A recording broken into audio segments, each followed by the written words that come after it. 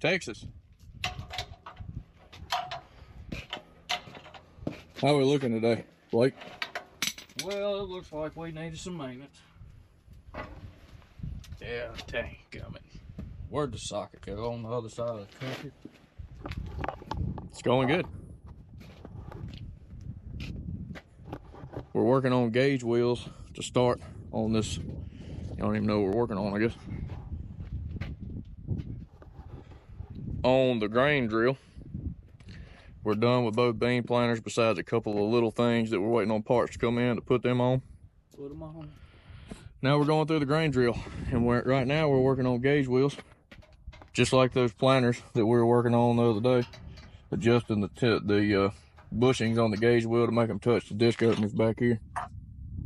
And what we're finding is a lot of them are no good anymore. We're gonna have to replace them. So far we're up to, I got 5 right here. Blake's got 4 right there. 5, he's taking the 5th one off now. So we're up to 10 that need new bushings, because when you roll this nut right here to make it move in and out, it ain't moving, or it's breaking that. There's a little tit on the end of this nut that sits in the bushing to turn the bushing in and out, and they're breaking off because they're just no good no more, I guess. So anyways, that's where we're at right now.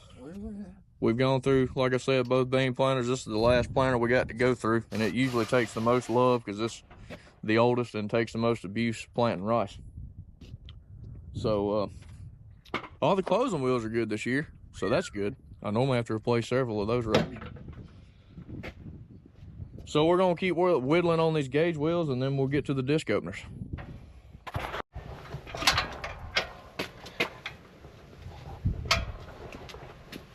Nice, real good.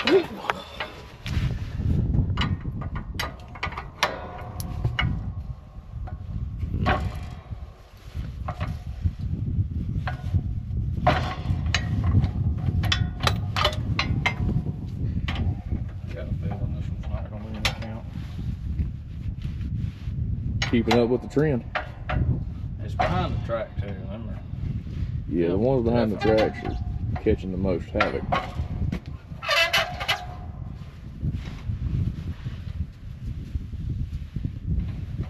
I'm gonna take it off. Well, another one bites the dust. All right, grain drill update.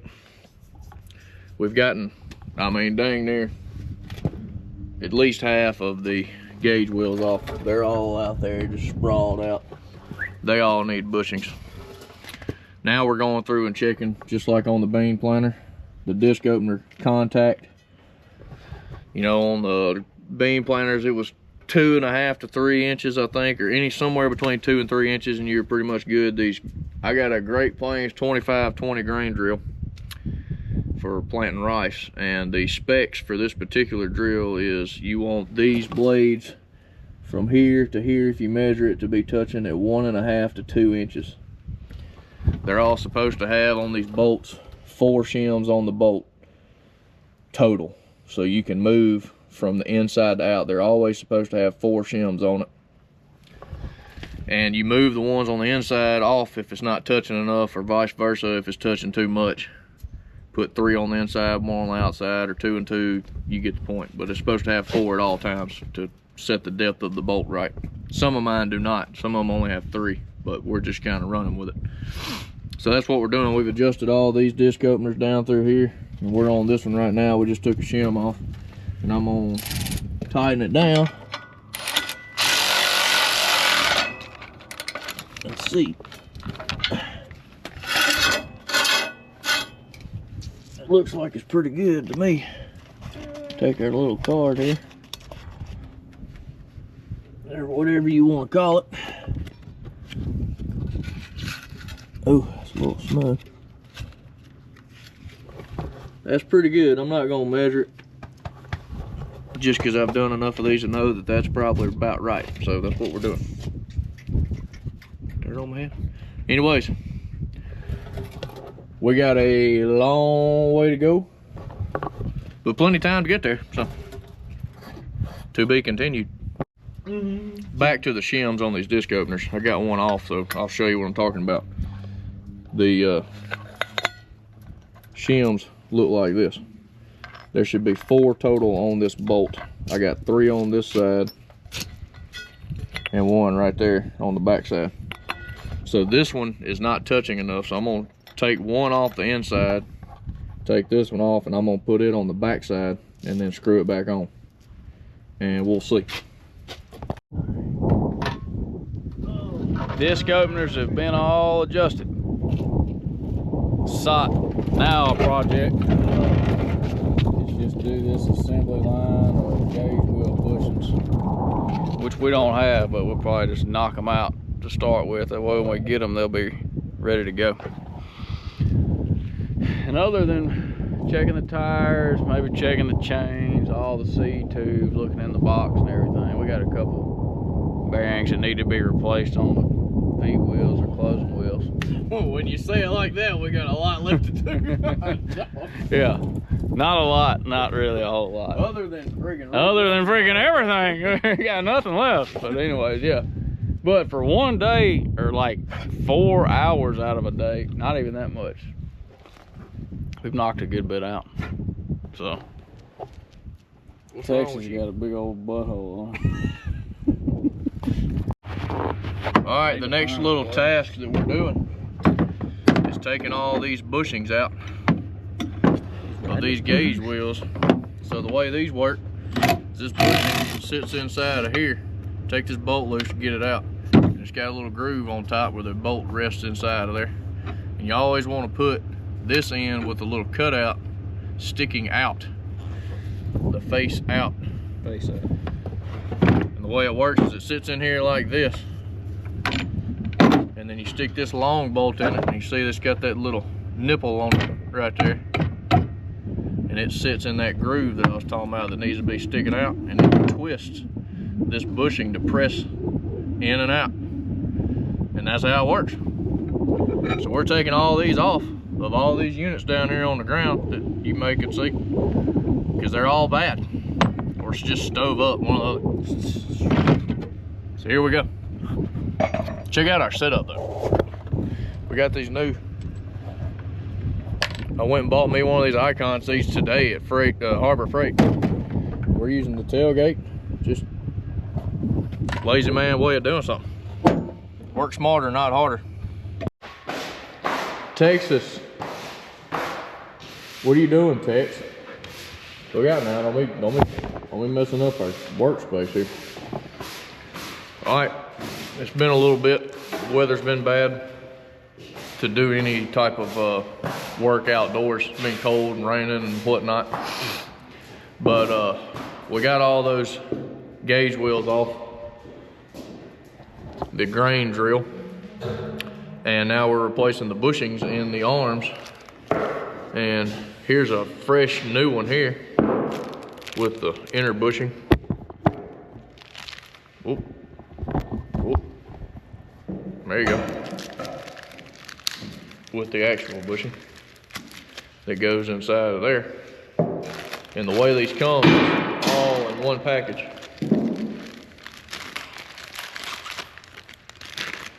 Like this. First thing you got to do, sorry if it's echoing in here, we're trying to get out of the wind. O-ring, it's got to go in there, lip side in, hold that grease in there. And just kind of stick it up in there and hope for the best, you know. Now we got to do it on all those down there and then put them in arms. So here we go. Well, we got them all put in, shining like new money. But we're one shy. I miscounted. I thought we needed 22, but we needed 23. So we're gonna have to go get one more, but we're gonna go ahead and probably pop these on the, go ahead and put them on the planer and get them adjusted, and then we'll just have one more to do. And then the grain drill will be ready. We gotta pull my beam planer back out and move 2 sensors. And then I got some lights for it that I'm gonna mount on there to have some more illumination when we plant at night. So, on to the next trick. We got all of them, but these two on the end on All these are barely touching. Let up and down. New bushings where they were needed. All looks good. Anyways, before I was rudely interrupted by my camera dying, we got all these dead gum things on. We got 2 more to go. Got to go get another bushing and a seed firmer down here, one of these. And once we get that on, this rig here will be through. And I got to get that bean planter back out over there and put the lights on it and a hose and move 2 sensors. Anyways, after that, planters will be officially done according to us. You may be wondering why I'm holding a shotgun. Well, that's because it's March the 6th, and in 9 days, them old softball headed turkeys are gonna be legal to shoot. So we're gonna go turkey hunting. But before that, I got a new shot, some TSS shot, and a new choke. So we're gonna dial this thing in and pattern it. And Blake's got pre-game targets. Suns that light up different colors for different areolas. So that's what we're about to do before we run to town to get some parts. You got a staple gun? Oh yeah, we got a staple gun. So y'all, hey, we got a little chair in the back too. It's just gonna be like real. Yeah, turkey chair in the back. So we got a little farming in this morning. We got to go get some more parts. But before we do that, you're gonna get to watch us blow something up with a shotgun. You gotta incorporate something fun in your day. Yeah, you gotta have something to decompress. Get drunk, and we don't do that. At least not before 5. I'm waiting on Blake to call me one up. Targets on that tree out right there. I got sap. You got earplugs?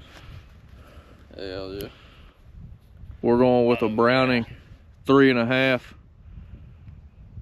7 and 9 shot TSS. Let's see what they do.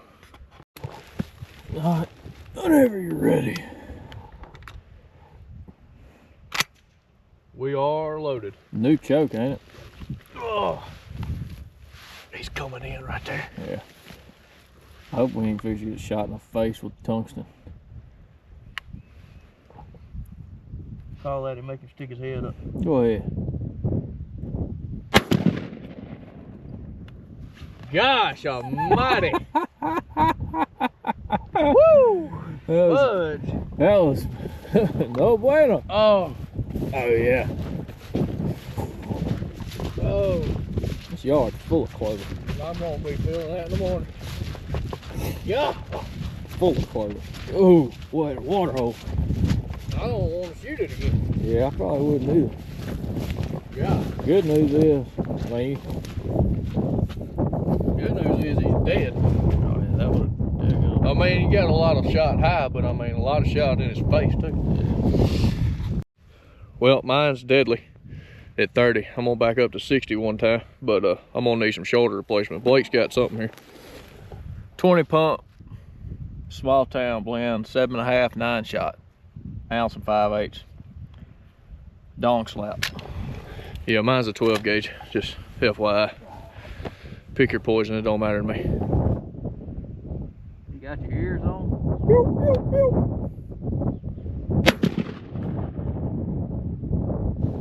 I don't know what happened. Look a little high. Yeah. He's a little high. I mean, he'd have been got, but we're gonna do it again. He's a little high. He's a little high. It's a new gun to him. Yeah, real tight pattern, but new gun and new bullets and choke. So Emily Carroll, he's had this gun for a long time, he said. Sorry about that. Huh? Hey. Are we ready? Yeah, I can't hear you. Oh, that did it. Man. There's your second shot. That's the last headache he'd have ever had. Yeah, I got an aim about like right there. Yeah, And it's still. So for any of you that got a Benelli Super Black Eagle 3. 20 pump, yeah. This is 20 a gauge? Rob Roberts. I don't know which one. This is one of his turkey chucks. It's a tight one though. aim at the where his head comes out of his neck. Aim at the red. And it also, when you freaking shoot, the sun gun kicks up. Well, yeah. That's because that TSS is curb stomping. 3 to 9 scope put on my dead gum shotgun here. See that target down there? You got your spotting scope out? It's a long way. I can't wait to see this repercussion again. I can again. finish my shoulder off. Oh gosh, somebody, I don't even want to do it. Squeeze. No target panic.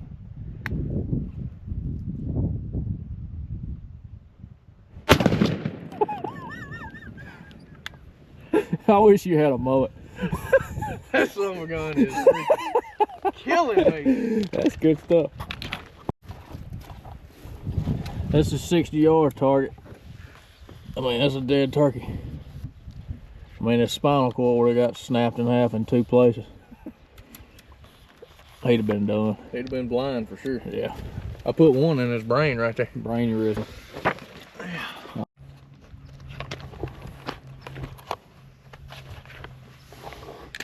We're farming now. Oh, yeah. Oh, yeah. If only every shot was just dead on in front of you. Are we ready? Oh yeah, punch it. Where we at? I need to get a 20 gauge. My shoulder ain't gonna survive this. Oh, this ain't your grandmama's 20 gauge. My grandma didn't have a 20 gauge. Well, she might have. There you go, 20 gauge with T-shot at 60 yards. That'll get him. It kind of opened up. We got about 5 in his brain. 1, 2, 3 on his spinal cord. Toast. This is how you farm right here. Oh yeah, that's a good way to do it. Decompress. All right, well, we know what they'll do at 30 and 60. So we got an idea of what they'll do everywhere in between. We're gonna go grab some parts and some lunch and we'll be back. And some more TSS. And some more TSS, because gotta have You gotta have plenty. You need to kill your 3 turkeys and that may take 15 shells. That's right. Morning. I got my whiny dogs with me today. Decided to get them out of the house. They don't get out pretty much ever. And they are annoying at times because they whine a lot. Don't know why. There you go. He's getting fired up now. We're on a new project today. We got done with the grain drill. We got to put it up. We got it put up and ready to go. Now we're working on a new project, which is planter lights. Got some lights for the planter. And the way they work is they run all the way up under this toolbar, and it's a light for each unit. I got 16 units. And you just run your harness down through here and bolt them on. Now, this is from Lifted Lighting Company, and I can't really find any video anywhere of how to mount these onto a planter. If there's one out there, y'all let me know, but I can't find one. And the bolts they give you is a bolt with a nut and a washer, and there's no way to put that on a toolbar on a planter. So we came up with a different scenario. So any of y'all that get these, here's your how-to video on how to put them on, because there's not one out there that I'm aware of. Get you some self-tap-in screws and bolt it to your frame. Now you're gonna have to pre-drill the holes, because the self-tap-ins that need to go in there will not go through the frame without breaking the head off unless you pre-drill the hole. I found that out twice. So get you some self-tap-in screws, bolt it on. The best way I found on this planter to run the harness is through these little slots where the units are, and get them run through there. That way they can free flow when you fold your planter up, because if you try to tape it or bolt it to your frame some kind of way, it'll tighten that wire up and break it. But you run it all the way down through here, and it comes in 2 sections of 8. And oh, I went too far. Here's one half of it. They all got butt connectors right here, and each wire will connect, each light will connect to said butt connector. So you're just gonna run it all the way from down through there, come through any kind of slot you can find to let it free flow but still stay kind of neat and tidy, and then run them down here and connect it. And then the next thing you're gonna have to do is you got to know a little bit about wiring of some sort. It comes to a dead end right here, and this is for one section of 8, and then there's another section that's going to come from that end, and there'll be 2 of these. They do come with some connectors where you can tie these in together. And then you got to get you a toggle switch, some kind of on-off switch. What I'm going to do is take this and tie the 2 sides together and run one central wire up through the back window, just like my planter harness does, to a toggle switch to cut them on and off. So we're gonna mount these lights on this planter and show you the end result if I ever get through, so stay tuned. So the best way that I found to do it is get you your light up here and pre-drill, line up where you think it needs to be, pre-drill your first hole without the light up there, and then take your self tap in screw. It helps if you have 2 drills so you ain't got to keep swapping around, and bolt it on with the first one.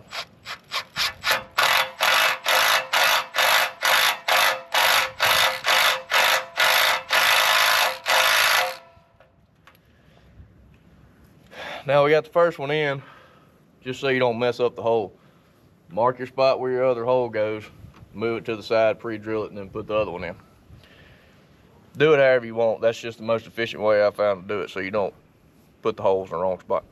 All right, after a fair amount of time drilling holes, running wires, all that, I got the lights on the planter.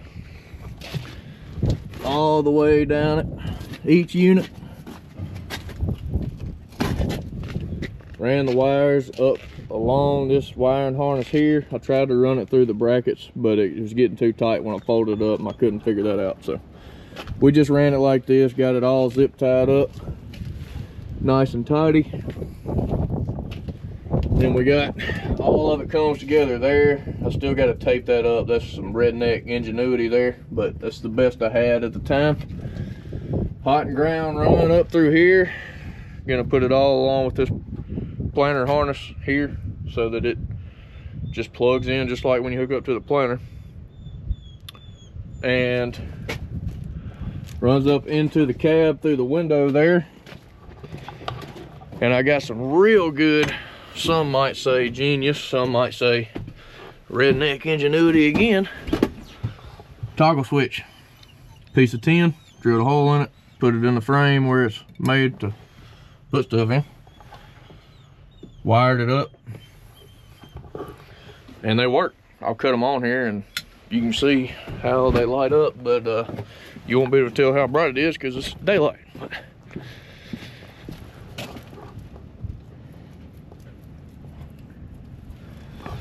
There you go.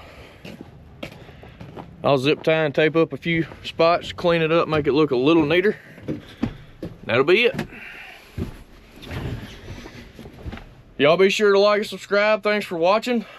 Lifted Lighting, if you're out there, you're welcome for making a video of how to mount it. Y'all keep on farming.